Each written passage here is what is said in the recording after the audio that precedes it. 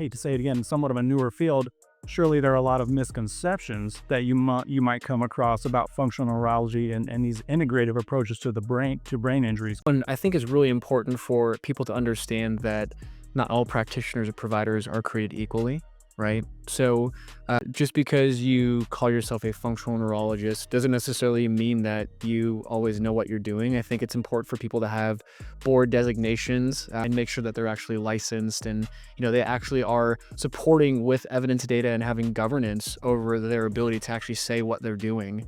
But then more importantly too, once you kind of bypass that, not all providers, even who are licensed, are created equally.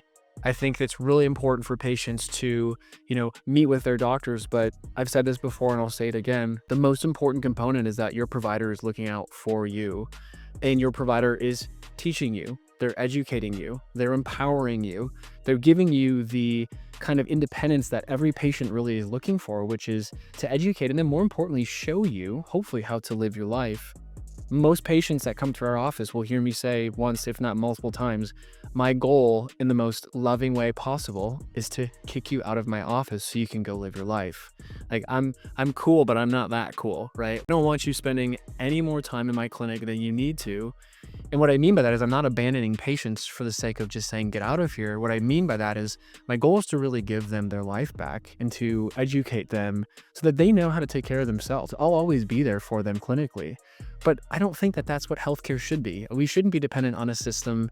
We shouldn't be dependent on seeing somebody 3 times a week for the rest of their life. But I'm really, really focused right now on trying to help patients educate themselves and give their lives back, especially with the populations that we see with chronic migraine, vertigo, dizziness, even brain injuries. I think the future of healthcare is going to be focused on personalization and optimization.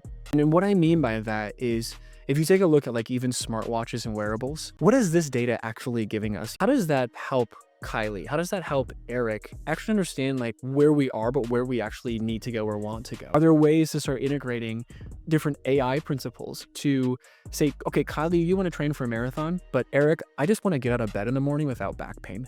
Those are 2 very different outcomes, but can we use data and information that was being collected to actually help empower us and motivate us to actually be able to make the changes that we're looking for? I can only help one patient at one time when I'm with them.